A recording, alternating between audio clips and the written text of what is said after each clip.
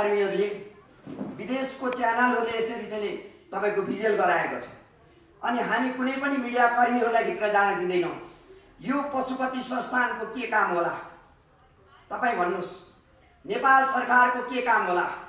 अनि हामी इन्डियाको हो कि चाइनाको हो कि अमेरिकाको हो कि अब हामी कसलाई भन्ने त? हामी कुन देशका जनता हौँ भनेर भन्ने त? अब हामी यो कुरा हामी सम्पूर्ण पत्रकारज्यूहरूले यस कुरालाई एकदम गम्भीरता सोच्नुस्। मैले गलत गरेको छैन, जस्तो खिचेको छ त्यस्तै मैले तपाईहरूलाई देखाएको छु। म गलत बाटोमा हिँडेको छुइनँ। म किनभने गलतको बाटोमा कहिल्यै पनि कदम चाल्दिनँ, किनभने म सत्यको पक्षमा हिँड्ने, सत्य भूमि देवभूमि भनेर मैले हिँडेको छु। कुनै पनि धर्मलाई मैले विरोध गर्नु छैन, तर धर्ममा हिँड्ने भक्तहरूले गलत गर्नुभयो, धर्मका सङ्गठनहरूले गलत गर्नुभयो भनेर हामीले खबरदारी मात्र गरेका हौँ। सरकारलाई पनि हामीले खबरदारी मात्र गरेका हौँ। यो तपाईँले एकदमै देख्न सक्नुहुन्छ। तपाईँहरूले पनि युट्युबहरू चाहिँ तपाईँले सर्च गरेर हेर्नुहोस् होइन, पाउनुहुन्छ। त्यस कारणले गर्दाखेरि हामीले के भनेको भने हामी कहाँको मान्छे भन्ने? हामी मोदीसँग हिँड्ने मोदी हौँ कि होइन? यो कुरा पनि हामीले बुझ्नु आवश्यकता आएको छ अहिले। किनभने हामीले जुन इन्डियाको गुरु आउँदाखेरि चाहिँ हाम्रा भक्तहरू जिउ गरेर जानुहुन्छ एयरपोर्टमै तपाईँको शरण पर्न। अनि हामी यहाँ सत्यको भगवानको भक्ति हुँदाखेरि चाहिँ हामीलाई चाहिँ लात्ताले हान्ने, हामीलाई चाहिँ पशुपतिमा लगेर गौशालामा थुन्ने, कहिले कुन ठाउँमा थुन्ने, कहिले कुन ठाउँमा थुन्ने। यो बुझ्नु पर्यो क्या, के को लागि आवाज उठाएको छ त? के कुरा सत्यता हो? अब तपाईँहरू सम्पूर्ण मिडिया कर्मीज्यूहरू सत्यको बाटो हिँड्नुहोस्। अब सत्यको बाटो हिँडेन भने असत्यको बाटो हिँड्नु भने तपाईँहरू आफै फस्नुहुन्छ, तपाईँहरू आफै दुर्घटनामा पर्नुहुन्छ। म पटक पटक भन्छु, जुन प्रकारको मिडिया कर्मीज्यूहरूले पनि एउटा कस्तो प्रकारको भने जुन हाइलाइटहरू लेख्ने अक्षरहरूमा पनि अलिकति फरक गरिदिनुहोस्। सत्यको कुरा लेख्नुहोस्, असत्यभित्र जे छ, जसले जे बोलेको छ त्यो कुराको लेखेर जानु पनि म विनम्र अनुरोध गर्न चाहन्छु। किनभनेदेखि म एक्लै लडेको भक्त हुँ, मसँग अहिले कोही पनि छैन, तर भगवान् 33 कोटी देवी देवताको चाहिँ छन्। मलाई यो विश्वास त छ। पशुपति स्वर्गद्वारिकामा मलाई योभन्दा 4 वर्ष अगाडि पनि मार्न खोजिएको थियो। मलाई 7 दिनमा सिध्याइदिन्छु पनि भनेको थियो। अहिलेसम्म त्यो मैले मोबाइल धेरै तालीबाट फोन आयो, धेरै ठाउँबाट टचर आयो, मैले त्यसले गर्दा त्यो फोनलाई मैले क्लोज गरेको छु। र केही भक्तहरूले म माथि धेरै आक्रमण गर्ने शैलीहरू गर्नुभएको छ। यो मैले प्रधानमन्त्री मार्फतै जुन फोनमा रेकर्ड होला केही होला, म अब भोलिबाट यो अभियान चाल्छु र यो चाहिँ पाउने बित्तिकै मैले प्रधानमन्त्रीको टेबलमा राख्छु। केही पत्रकार ज्यूहरूलाई पनि लिएर जान्छु। किनभनेदेखि हामी साधु सन्तुले सत्यताको कुरा गरेका छौँ। देवलोक स्वर्गलोक पवित्र स्थल बचाउनु पर्छ। हामी शान्तिको बाटोमा हिँड्नुपर्छ, अशान्ति हुन्न, आतंक हिंसा हुन्न। मैले अर्को पनि के भनेको थिएँ, गाँजाहरू खान हुन्न। जुन साधुहरू हुनुहुन्छ गाँजा गजेडहरू नखानुहोस्, लागु पदार्थ खाएर मन्दिरको वरिपरि नबस्नुहोस्, त्यस्तो कार्य गर्नेलाई सरकारले कारबाही गर्नुपर्छ भन्दाखेरि मलाई धेरै ठाउँबाट धम्की आएको छ। म जुन प्रकारका साधु सन्तुज्यूहरूलाई भन्न चाहन्छु, 16-17 वर्षका चेलीबेटी, 16-17 वर्षका चाहिँ युवाहरूलाई बिगारेर हजुरहरूलाई के मिल्छ फाइदा? मलाई यसको विषय दिनु पर्यो। त्यस कारणले गर्दा सम्पूर्ण भक्तजनहरूलाई के भन्न चाहन्छु भने अहिले महामारीको रोगको विपीत भइराखेको छ। हामीले कहीँ पनि जाँदाखेरि मास्क लगाउने, कमसेकम 2 मिटरको हाराहारीमा बस्नुपर्छ भन्ने हामीले आफैले ज्ञान गर्नु पर्यो। र सरकारले हामी 2,75,00,000 जनतालाई तपाईँको चाहिँ रक्षा गर्न सक्दैन भने म यो कोरोना भाइरसको जुन प्रकारको अबको 7 दिन पछि मैले साउन भदौको 21 गते भित्रमा प्रधानमन्त्री लगायतका विभिन्न मन्त्रीहरूसँग भेट्छु।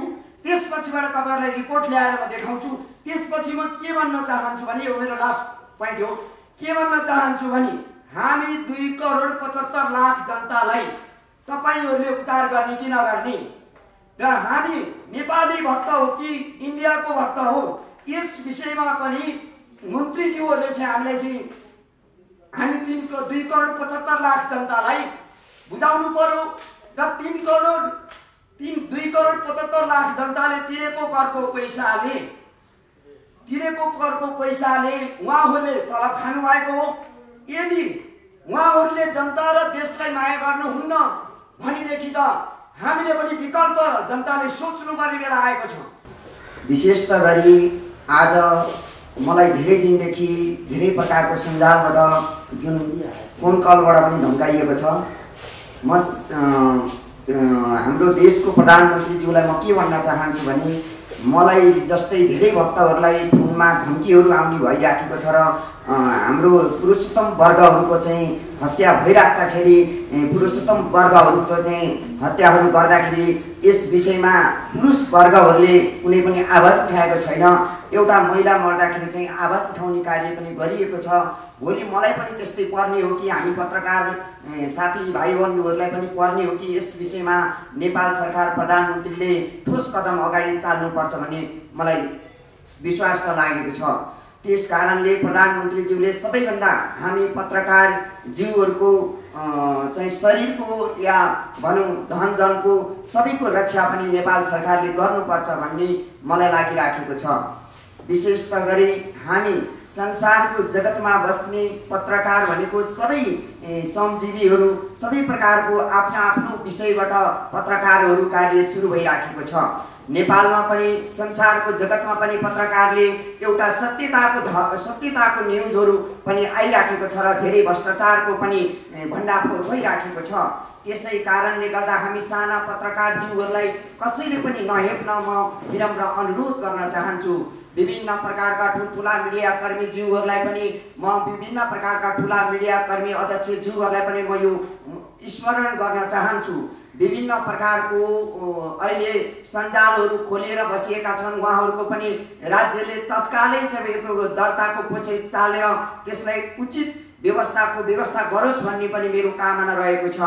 श्री प्रधानमन्त्रीज्यूसँग म के भन्न चाहन्छु भने तपाईलाई मैले पटक पटक पनि भेट्ने दुर्प्रयास गर्दै गरेको छु, तर अहिले संक्रमित कोरोना भाइरसको महामारीले गर्दाखेरि मैले भेट्न सकेको छुइनँ।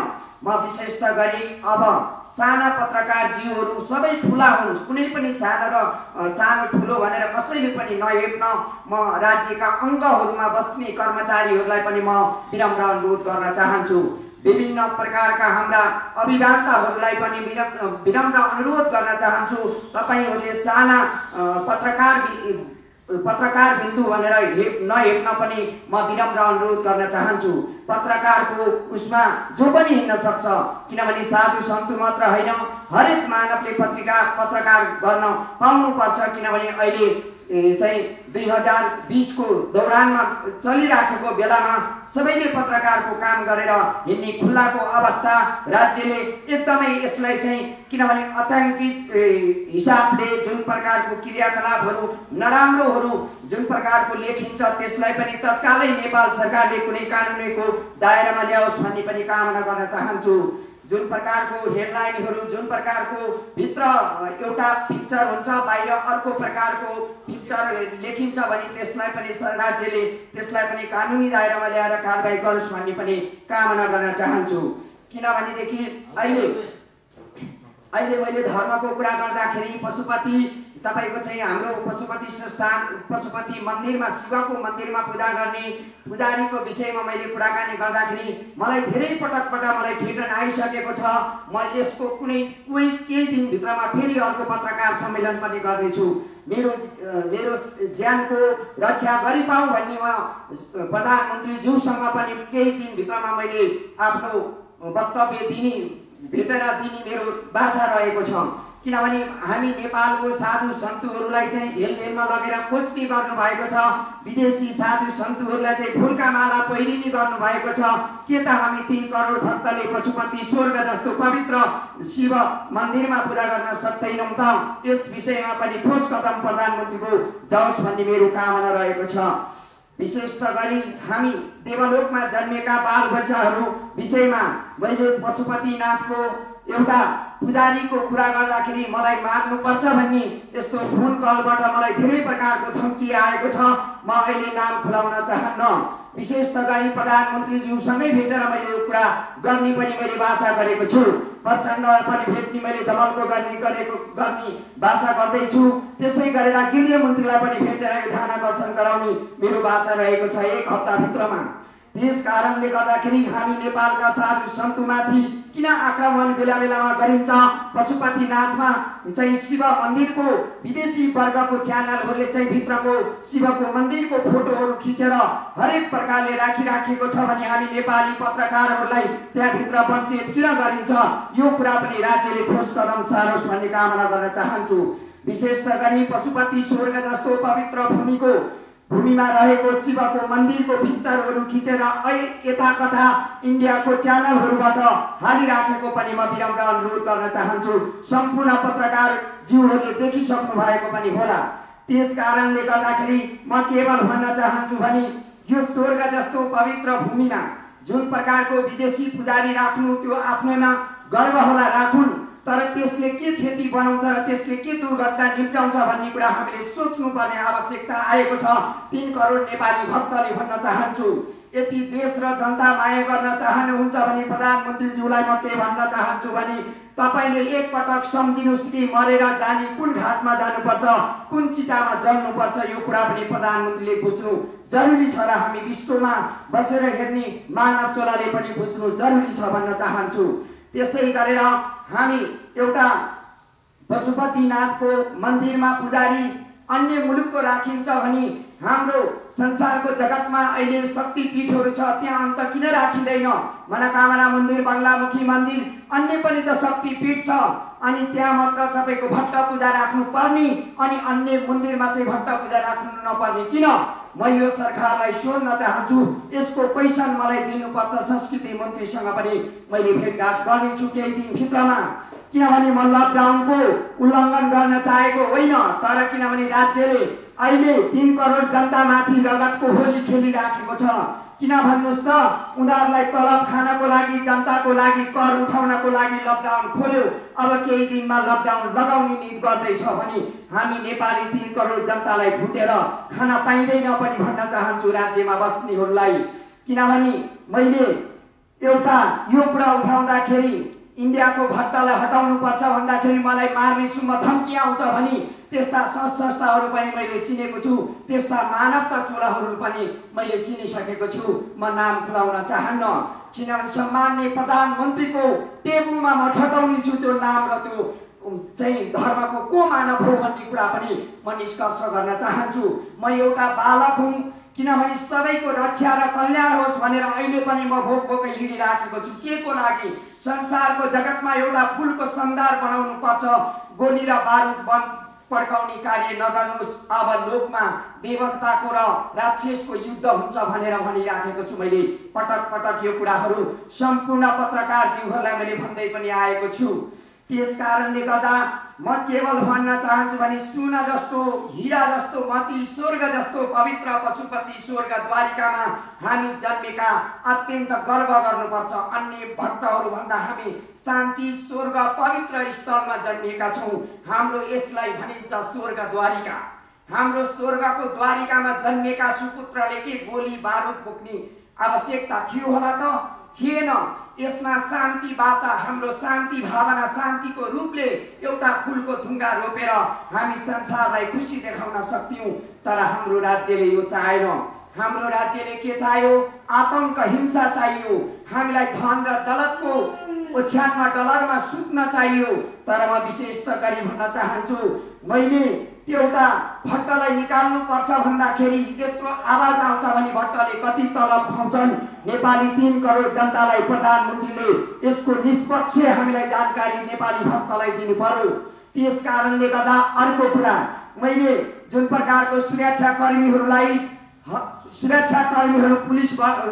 सुरक्षाकर्मीहरूलाई हल्दारदेखि सिपाहीदेखिकालाई एसएसपी आइजिबी बनाउनु पर्छ भनेर मैले भन्दा के गलत गरी?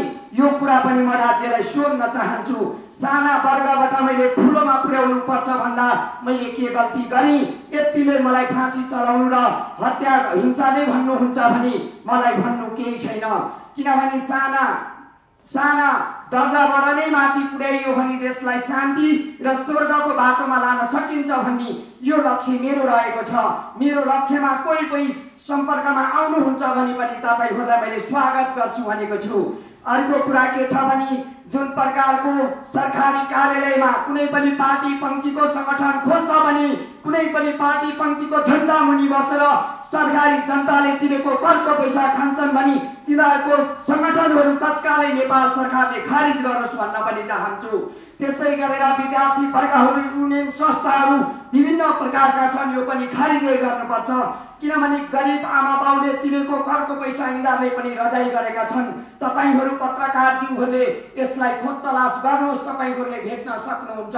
त्यही भएर ठुल्ठुला मानव चोराहरू एसएसपी डीएसपी इन्सपेक्टर भएका छन्। गरिबको छोरा छोरी रात दिन लडेका छन्, रात दिन रगतमा मुछिएका छन्, तिनीलाई कहिल्यै पनि पोस्ट लगाइएन। किन तिनीहरूलाई किन डीएसपी इन्सपेक्टर किन बनाइएन? मेरो यति भनाइले म फाँसी जानुपर्छ भने म भोग्न तयार छु। प्रधानमन्त्रीज्यू, गृहमन्त्रीज्यू, म तपाईलाई सोध्न चाहन्छु, देशमा लोकतन्त्र आयो भन्नुहुन्छ, लोकतन्त्र होइन लुटतन्त्र आएछ। मैले चिन्न सकिन स्वर्ग जस्तो आमालाई रणभूमिको मैदान बनाउन खोज्नु भएको छ। यो कुरा पनि हामीले बुझ्नु जरुरी छ, सम्पूर्ण पत्रकारज्यूहरूले पनि। भोलि पत्रकारको पनि अहिले पनि केही दिन केही घण्टा अगाडि पत्रकारहरू ठाउँ ठाउँमा मरिएका छन्, गङ्गाको सागरमा मरिएको भेटिएको छ भने योभन्दा ठुलो हामीलाई दुर्घटना भएको छ। म त्यो दुर्घटनाप्रति दुःख व्यक्त गर्न चाहन्छु, उहाँको परिवारकोप्रति दुःख प्रकट गर्न चाहन्छु। राष्ट्रको लागि एउटा पत्रकारले लेख्दा लेख्दै पत्रकार मर्यो, भोलि अरू पनि पत्रकारलाई पर्न सक्छ। यो कुरा पनि हामीले ख्याल गर्नु आवश्यकता आएको छ। त्यसै गरेर हामी सम्पूर्ण मिडियाकर्मी एक हुनुपर्ने अवस्था आएको छ। देशलाई पनि एउटा शान्तिको बाटोमा लाने भनेकै मिडियाकर्मीको हात हुन्छ। मिडियाकर्मीले नै जनताको दुःख कष्ट पीडाहरू सबै मिडियाकर्मीले नै अगाडि ल्याउँछन्। सत्यता कुरा ल्याउँदाखेरि विभिन्न प्रकारको सरकारी कर्मचारीहरूलाई रिस उठ्छ। काला कोट लगाउनेदेखि लिएर श्रीपेजका विभिन्न प्रकारका प्रावधानहरू लगाउनेहरूलाई चित्त दुख्छ। तर म चित्त नदुखाउनुहोस्, तपाईहरू पनि कुन आमाको रगतको तलब खानु भएको छ। म सुरक्षाकर्मीज्यूहरूलाई पनि भन्न चाहन्छु, आमा बुबाले तिरेको करको पैसा हजुरले खानु भएको हो कि होइन? प्रधानमन्त्रीले कुनै जग्गा बेचेर, कुनै पनि राजा महाराजाले जग्गा बेचेर तपाईहरूलाई तलब दिनुभएको होइन। पुलिस प्रशासन भनेको एउटा जनताको सुरक्षा, आर्मी भनेको देशको कसैले लुट्दाखेरि, देश लुटेर खाँदाखेरि आर्मीले सुरक्षा गर्न सक्दैन देशको भने त्यो आर्मी किन चाहियो? खारिज गर्दै भएन? खारिजै गर्दै हुन्छ मेरो हिसाबले। अनिखेरि सिपाही वर्गहरू जुन पुलिसको चाहिँ संस्थाहरू छ, जुन जनताको लागि रक्षा हुँदैन भने, देशको लागि रक्षा गर्दैनन् भनेदेखि त्यस्तो संस्था पनि क्लोज गर्दै हुन्छ र खारिज गर्दै हुन्छ। अहिलेका युवा युवतीहरू बेरोजगार छन्, तिनै युवा युवतीहरूलाई एउटा संगठन खोलेर तपाईको ओडा ओडामा रक्षा गर्न सक्छन्। ओडा ओडामा युवाहरूले रक्षा गर्छन्। किनभने हामीले घरमा पालेको जन्तुले कति रक्षा गर्छ, तर सिपाही वर्गहरू ठुल्ठुलाले गर्दैनन्। हजुर, साना सानाले 8 घण्टा 18 घण्टा 14-24 घण्टा पनि ड्युटी गरेका छन्, तर सिपाही वर्गहरूको काम मान्यता भयो। यहाँ तपाईँ बुझ्नुहोस्, पत्रकार बिन्दुहरूलाई म विनम्र अनुरोध गर्न चाहन्छु कि जुन प्रकारको आर्मीका डीआईजी इन्सपेक्टर, विभिन्न प्रकारका डीआईजी इन्सपेक्टरहरू पुलिसमा हुनुहुन्छ, उहाँहरूले साना सिपाही वर्गहरूलाई भाडा मान्न घरमा पुर्याउनुहुन्छ। यो के? यो नैतिकता हो? नेपाली जनताले तिरेको करको पैसाको रनाइ गर्ने उहाँहरूलाई हामीले सिपाही भनेको त एउटा देश र जनताको रक्षा गर्नेलाई घरमा लगेर भाडा मान्न लगाउनुहुन्छ। यो पनि बुझ्नुहोस्, छोरछोरीहरू स्कुल पढाउन पठाउँदाखेरि सरकारी गाडी लानुहुन्छ। यो सरकारी गाडी लाँदा भ्रष्टाचार भयो कि भएन? डीएसपी इन्सपेक्टरले चाहिँ तपाईको चिल्लो गाड चढ्ने, अनिखेरि सिपाहीले चाहिँ लुखुर लुखुर लुखुर लुखुर हिँडेर ड्युटी गर्न जानुपर्ने। ऊ पनि त पुलिसमै भर्ती भएको हो, उहाँ पनि पुलिसकै भर्ती भएको, एउटै वर्दी हो। त्यस कारणले गर्दा भेदभाव यहीँबाट भएको छ, भेदभाव यहीँबाट भएको हो। मैले के भनेको भने सिपाही वर्गबाट डीआईजी इन्सपेक्टर आईजीपी बनाउनु भन्दाखेरि मलाई मार्ने सीमाको धम्की आएको छ। हेर्नुहोस्, अब यति मैले बोल्दा तपाईहरू आफै विचार गर्नुहोस् पत्रकारज्यू, मैले यति बोल्दाखेरि के मैले गलत गरेँ? कसैको जिन्दगीमाथि खेलवाड गरेँ? तर एउटा कुरा विचार गर्नुहोस् कि देशको लागि म यो पशुपति स्वर्ग जस्तो पवित्र भूमिलाई माया गर्छु। म बाल बच्चा, मेरो धन सम्पत्ति सबै त्यागेर हिँडेको हो म साधु। तर साधु यस्तो प्रकारको साधु छु कि म पत्रकार होइन, म विभिन्न प्रकारको पत्रकारको म्याचमा पनि गएर काम गरिराखेको छु। किन मैले केही कुरा त्यहाँबाट निकाल्नु छ, पत्रकार बिन्दुहरूलाई रक्षा गर्नु छ, पत्रकारहरूको रोजीरोटी बनाउनु पर्छ। कुनैले पनि पत्रकार जोसुकै पनि कर्मचारी होस् गाली नगर्नुस्, मेरो कामना यो छ। तर सरकारी कार्यालयमा सरकारीमा माध्यममा बस्नेहरूले संगठन खोलेर बस्छन्, तिनीहरूलाई तत्काल निलम्बन गरेर खारिज गर्ने र त्यो झण्डा बोकेर पार्टीको हिँड्छ भने त्यसलाई तत्कालै जागिरबाट निष्कासन गरेर अहिले हाम्रा युवा युवती सडकमा भोक भोकै बसेका छन्। यहाँ मास्टर डिग्री गरेका आइजिबी विभिन्न प्रकारको पढेर बसेकाहरू बाल बच्चाहरू भोक भोकै सडकमा हिँडेको छ। राज्यले किन यता ध्यान जाँदैन? राज्यले यति जनता र देशलाई माया गर्थ्यो भनेदेखि हामीलाई राज्यको अनुमति होइन, राज्य नै छैन जस्तो मलाई लागेको छ। जब वीरेन्द्र सरकारको हत्या भएपछि मैले यो देवलोक पशुपति स्वर्गद्वारिकामा राज्य छ भन्ने मैले अनुमति गरेको छुइनँ। लोकतन्त्र गणतन्त्र षड्यन्त्र सबै आए तर देशमा शान्ति आएन, जनतालाई भोकमारीमा लगाइदियो।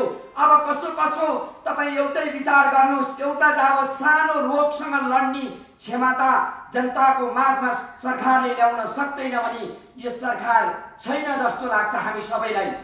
अनुमति भएकै कुरा हो, एउटा मास्क त सरकारले दिन सक्दैन, तिम्रो रक्षा तिमी नै गर रे। यस्तो प्रकारको न्युज हाल्न हुन्छ मन्त्रीहरूले, यस्तो बोल्न हुन्छ मन्त्रीहरूले। यो कुरा गम्भीरता सोच्नुपर्छ कि पर्दैन? गरिबको रगतमा तलब खानी जुन 601 सभासदलाई म के भन्न चाहन्छु भने तपाईहरू जनताले तिरेर जनताले तपाईहरूलाई मत दिएर पठाएको हो। कुनै पनि पार्टी या कुनै पनि नेता प्रधानमन्त्रीले तपाईलाई सभासद बनाएको होइन। यो कुरा पनि तपाईहरू राख्नुहोस्। आज तपाईको 5 वर्ष कटिसकेपछि त फेरि अर्को दिन आउँछ नि त, आधी बेली बनाउन नखोज्नुहोस्। हामी साधु भक्तहरूलाई सडकमा आउने वातावरण नगर्नुहोस्। म केवल भन्न चाहन्छु भने देश र सन्देशमा एउटै प्रकारको भावना हुनु पर्यो कि जनताको अगाडि जनताको शिर र जनतालाई, जनता भनेको के हो? जनता भनेको देशको गहना हो, देशको राजा हो। किनभने अहिलेका प्रधानमन्त्री मन्त्री भनेको त एउटा काम गर्ने नोकर हो। एउटा कुरा बुझ्नुहोस्, हामी 2,75,00,000 जनताले उहाँहरूलाई एउटा हामीले काम दिने एउटा नोकर लगाएका हौँ। तिनी नोकरले जनता गरिबहरूको रगतको एउटा चाहिँ भनौँ फल बगाइसकेको छ। हामीसँग दिनका दिन चुस्नु भएको छ, व्यापारीहरूबाट चुस्नु भएको छ, गरिब आमा बाबुहरू पसल गरेर गर्ने व्यवसायीबाट पनि चुसिराख्नु भएको छ भने के त लकडाउन लगाएरै कोरोना भाइरस विषय हुन्छ भन्ने कसरी ग्यारेन्टी गर्न सक्नुहुन्छ? तपाईको योभन्दा अगाडि कोरोना भाइरसमा बन्द खोल्ने बित्तिकै कति भक्तहरूलाई रोगको प्रावधान आयो। तपाईले बुझ्नु भएको छैन होला यो कुरा।